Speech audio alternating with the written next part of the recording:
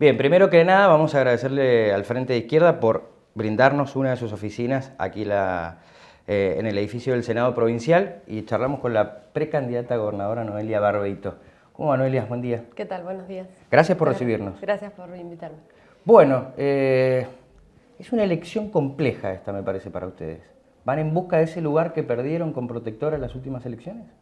Nosotros somos una fuerza que se viene consolidando desde hace muchos años en la provincia, desde que Nicolás del Caño ingresó al Congreso Nacional, y una fuerza que siempre ha estado del mismo lado. En ese sentido hemos mantenido una coherencia. No van a ver a nuestros legisladores como esta fuerza política que mencionabas, que un día están con uno, el otro día están con otro, como ha pasado en la legislatura provincial, que han ingresado por Protectora y después han estado con el oficialismo o en los consejos deliberantes que se han ido con el PJ.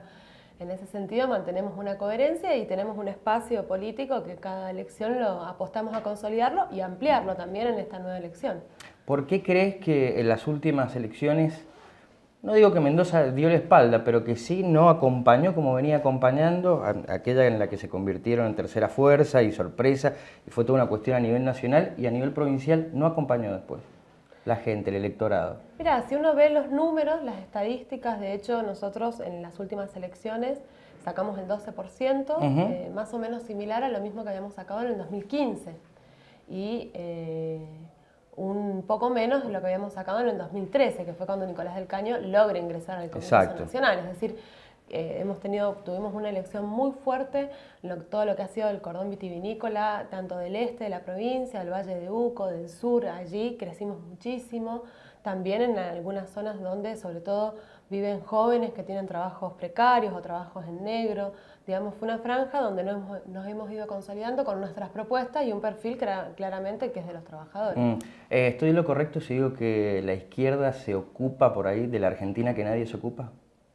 Y yo creo que sí que estás en lo correcto, porque lamentablemente en los consejos deliberantes, en las legislaturas, somos la voz de aquellos que no tienen voz en esos espacios, y así también lo queremos hacer en estas elecciones, tanto en las elecciones anticipadas de los municipios como en las provinciales y en las nacionales. También hablar de los trabajadores, hablar de las mujeres, de los jóvenes que sufren trabajos precarios o en negro, con antecedentes históricos. En nuestra provincia, por ejemplo, el 70% de los jóvenes de 18 a 24 años tiene un trabajo no registrado, es decir, que no hace aportes jubilatorios, que no tiene vacaciones, que no tiene obra social. Que trabaja en negro. Que trabaja en negro, claramente. El 70% de los jóvenes. El 70% de los jóvenes de 18 a 24 años en nuestra provincia. Es una realidad de la que no se habla. Es más, Macri está hablando, escuchamos otra vez a Marcos Peña decir que había que bajar el costo laboral de la Argentina, el costo del empleo, es decir, están viendo cómo pueden hacer una reforma laboral, y es una realidad que en los jóvenes tampoco cambió durante los años del kirchnerismo, que incluso hubo crecimiento hasta a tasas chinas. Los puestos de trabajo nuevos que se crearon para muchos de esos jóvenes fueron trabajos precarios, que no solamente son en negro, sino que son los que más inseguros, por ejemplo, porque a los jóvenes los mandan a hacer trabajo que quizás a los adultos no. En nuestra provincia hemos tenido casos muy trágicos últimamente de 2 jóvenes que fallecieron por un accidente laboral en la bodega Chandón, no sé si recordarán. Sí, claro. Son los jóvenes los que Recuerdo que tuvo poca difusión también. Exactamente, sí, son las vidas. Nosotros también, parte de nuestros lemas de campaña es: nuestras vidas valen más que sus ganancias, porque es así. Porque los jóvenes acceden a los trabajos más inseguros, les pagan mucho menos que a los adultos, y ni hablar si sos mujer, ¿no? Están en menor desventaja. Entonces, en esta campaña electoral nosotros también lo vemos como una oportunidad, no solamente de visibilizar esta realidad que viven los jóvenes. Hemos estado con jóvenes, por ejemplo, en el Valle de Uco, donde los llenan de frustraciones a los chicos, los hacen creer que no son capaces porque es muy difícil que puedan venir a estudiar acá a Mendoza, no tienen todas las oportunidades. Yo soy docente allí en el Valle de Uco, en el normal, en el terciario, y bueno, les cuesta mucho, la verdad, hacen muchísimos sacrificios. Bueno, entonces en esta campaña nosotros no solamente pretendemos hablar de ellos, es decir, ser la voz de los que no tienen voz, sino llamar a que se tienen que organizar, a que tienen que tomar el ejemplo de las mujeres, que ha sido, creo, un ejemplo para todo el mundo. Sí, claro. Y con eso organizarse también por sus derechos. Ya acabas de esgrimir algunos motivos, pero dame algunos otros de por qué los mendocinos deberíamos votar a Noelia Barbeito. Bueno, nosotros estamos atravesando en nuestra provincia una situación muy difícil también con lo que es el conflicto de la situación vitivinícola, ¿no? Hace muy pocas semanas se votó este fondo anticíclico, este subsidio de 25 millones de dólares para, bueno, para compensar de alguna manera la crisis que se está viviendo, pero como denunciaron, se votó ese fondo anticíclico que lo votaron UCR y PJ, Sí. y ya tuvimos protestas en el este con pequeños productores que decían que eso apenas se le iba a cubrir, apenas si le iban a pagar lo mismo que le pagaron el año pasado. O sectores contratistas, obreros de viña, obreros de bodega.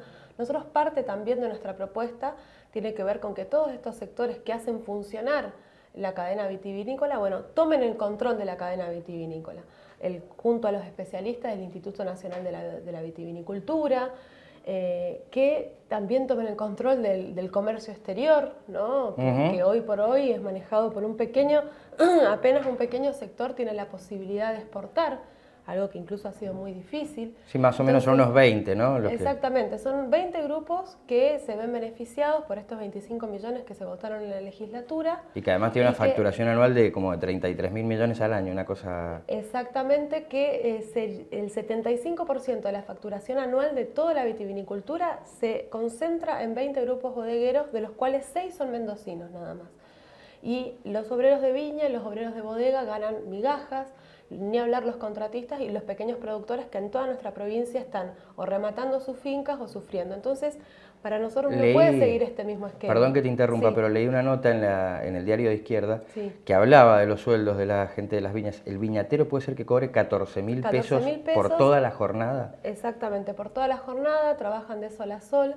No tienen, nosotros hemos presentado un proyecto junto con trabajadores vitivinícolas, por ejemplo, de Ugarteche, para que tengan un plan intercosecha, es decir, que entre cosecha y cosecha puedan cobrar algo, es algo que existe en otras provincias, incluso el Intersafra en el norte, y no ha sido tratado. Incluso nosotros presentamos el proyecto de jubilación anticipada, que otros trabajadores que trabajan la tierra tienen este beneficio de jubilarse antes que el resto por el trabajo duro que hacen. Tampoco en Mendoza está esto.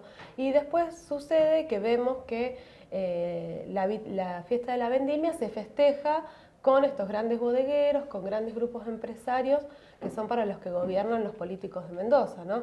No es casualidad que se junten en la bodega Los Toneles, donde está el señor Millán, los señores de la familia Millán, que son los dueños de Átomo Supermercados, que explotan a sus obreros, que no dejan que tengan delegados, que han hecho toda una persecución, por ejemplo, con un joven delegado que es Jonathan Neira, que luchó para que tengan un ratito para ir al baño, un ratito para desayunar, que no tengan que usar pañales para poder trabajar. Los querían hacer usar pañales, entre otras cosas, ¿no? Así tratan a los jóvenes muchas veces los grandes empresarios de nuestra provincia, y después los vemos brindando y festejando con políticos, ya sea de la UCR o del PJ, que siempre han estado administrando la provincia y siempre para los mismos sectores, para los grandes poderosos. ¿Qué diagnóstico haces y hacen desde tu espacio de la gestión Cornejo?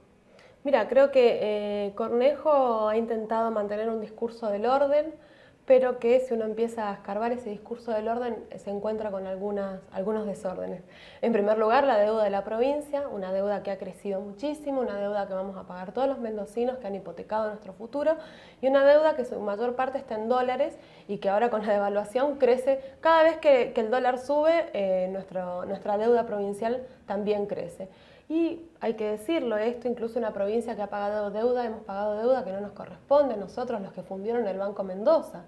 Entonces ahí es donde uno puede ver que hace más de 30 años gobiernan PJ y UCR, pero siempre ha sido para los grandes empresarios y le han salvado las papas a empresarios como Pescarmona, que se ha cansado de pedir subsidios, que después apareció en los cuadernos, que se hace el víctima, pero que después cuando publican el ranking de los más ricos del país aparece el señor Pescarmona, que siempre anda pidiendo subsidios. Entonces allí fue parte de los que fundieron el Banco Mendoza y parte de la deuda que nosotros seguimos pagando de aquellos empresarios que fundieron el Banco Mendoza. Ahora otro desorden del gobierno de Cornejo podría ser la concesión que le ha dado el Trébol, la petrolera, para explotar parte de lo que es la cuenca de Vaca Muerta del lado mendocino, y les ha reducido las regalías en un 25%, les ha dado concesión de más años, es decir, siempre hay beneficios para estos grandes sectores, para bueno, la aceitera General Daesa también, Sí, que claro. también el dueño aparece en los cuadernos de la corrupción. Creo que son muestras de para quiénes se gobierna. Y hay algo de la gestión de Cornejo que siempre nosotros hemos criticado, que ha sido bueno, este nefasto ítem aula y este maltrato permanente a los trabajadores de educación de señalarnos como los culpables de la situación educativa cuando hay escuelas que necesitan verdadera atención. Es decir, hay problemas estructurales en nuestra provincia que no se han resuelto con ninguno de los gobiernos que ha venido, ni el problema de la vivienda, ni el problema de la salud. Hemos estado en La Valle, por ejemplo, el problema que hay del arsénico en el agua y de cómo no pueden acceder a agua potable gran parte de la población. Hemos estado en San Rafael, donde en Pobre Diablo, un barrio que no tienen acceso a la salud y tienen una posta sanitaria que nos decían que está llena, tiene hasta pericotes adentro, que no tienen nutricionista. Bueno, son problemas estructurales que no se han resuelto, pero que Cornejo intenta ahora, en este adelanto de las elecciones, separarse de Macri. Hoy decían que iban a tener una reunión secreta, el PDI y el UCR. Es decir, todas estas De hecho, reuniones, está la foto de la reunión secreta. Sí. Claro, está la foto y todas estas cuestiones palaciegas que no se sabe, pero que intenta separarse de una gestión de Macri donde Cornejo Macri siempre lo felicitó por el ítem aula. Bueno, Cornejo ha sido también, acá en nuestra provincia hemos tenido tarifazos, que es lo que sufren las familias, y creo que bueno, que es eso, que es una casta política que está muy alejada con sus sueldos de más de 100.000 pesos, muy alejada de lo que está viviendo la gente, que está aumentando la pobreza. Hay 45.000 nuevos pobres en Mendoza en este último periodo. Y hay 1 millón en Argentina en este último periodo. Bueno, es lo que piden el FMI, Macri y los gobernadores. Tarifazos y que el pueblo pague la crisis, y nosotros queremos que la crisis la paguen los capitalistas. O sea, se desprende de lo que me acabas de decir, que básicamente nos gobierna el Fondo Monetario Internacional. Básicamente, y si ellos son casi como nuestros padres, se diría, o como nuestros reyes, que vienen a Argentina, auditan, se fijan nuestras cuentas, se fijan lo que gastamos, en lo que no gastamos, nos dicen qué tendríamos que hacer, nos dicen los planes, un nuevo plan jubilatorio para aumentar la edad jubilatoria, una reforma laboral que se ha hecho en otros países como por ejemplo Portugal, que a veces lo ponen de ejemplo sectores kirchneristas como Kicillof para decir que se puede renegociar la deuda con el FMI. Ponen el ejemplo Portugal, donde en Portugal ha habido una reforma laboral donde a la gente, a vos por ejemplo te llamo para ir a trabajar dentro de 2 horas, te puedo contratar por 1 hora y nunca vas a saber si sigo o no sigo, cuánto gano, cuánto no gano, nada. Cuándo trabajás, cuándo no trabajás, eso es algo, un objeto disponible para ellos. Bueno, esas son las reformas laborales para los jóvenes que están discutiendo, y nosotros, claro, decimos que el FMI es más pobreza, es reforma laboral, reforma jubilatoria, más tarifazos. Por eso cuando hablan de renegociar la deuda o de seguir con el FMI, nos están diciendo claramente que quieren que la pobreza en nuestro país continúe. Entonces nosotros decimos que no hay salida posible para la Argentina de la mano del FMI, sino es rompiendo con el Fondo Monetario Internacional. El tiempo de elecciones empiezan los coqueteos. De hecho, por ejemplo, se habla de José Luis Ramón y un posible coqueteo con el PJ, con algunos funcionarios. En términos de que Cambiemos deje de ser gobierno, ¿estaría dispuesta la izquierda a formar parte de un frente? Nosotros, de hecho, en provincias como Buenos Aires, por ejemplo, hemos llamado al partido de Zamora, Autodeterminación y Libertad, y estamos evaluando en las próximas semanas también hacer un llamado, pero a los sectores de la izquierda, ¿sí? A los que plantean una alternativa para los trabajadores. Nosotros no queremos entrar en esta disputa que nos meten permanentemente de la polarización, donde nos hacen elegir si queremos morir más rápido o que nos corten el cuerpo de a poco. Queremos realmente plantear una alternativa diferente, como te decía recién. Nosotros planteamos medidas que son difíciles, sí, son difíciles, pero son necesarias. Por ejemplo, los bancos están llevando millones y millones durante todo este periodo, ¿no? Les han dado, el Banco Central ha autorizado que utilicen dinero para las LELIQ, y los intereses que le paga el Banco Central por cada uno de esas operaciones equivalen a la construcción, habían hecho la cuenta de más de 100 viviendas Sí, sociales, ¿no? una Es cifra obscena. Una Sí. cifra obscena, más del 100% han aumentado sus ganancias los bancos. Es decir, que con esta crisis algunos están ganando y la mayoría estamos perdiendo. Bueno, nosotros no creemos que haya solución posible en este marco, que es lo que plantean tanto la oposición como, el oficialismo, ¿no? Que, disculpa, la oposición Sí. le ha dado gobernabilidad a este gobierno. Los presupuestos que se han votado año a año se los ha votado el PJ. Les han votado algunos sectores, le han votado la ley jubilatoria. Después hubo sectores kirchneristas, podríamos decir, que los llamaron traidores, pero ahora están armando listas en común, en Tucumán, en Córdoba hicieron que los kirchneristas se bajaran para que queden los sectores más conservadores al frente. Bueno, nosotros, ese tipo de rejuntes, ¿qué beneficios le puede traer al pueblo trabajador? Ninguno. Bien. O sea, trato de interpretarte y en el metamensaje o en el subtítulo entiendo que lo único que cambian son los colores, pero o las formas, pero el fondo es el mismo, si hablamos de las grandes estructuras partidarias del país. No, creo que, o sea, desde ya que hay matices, hay diferencias, pero desde el punto de vista de dar una Sí, solución estructural, al país, sí, claro. No se puede, así sea pagando la deuda o reestructurando la deuda, va a ser más pobreza para nuestro país.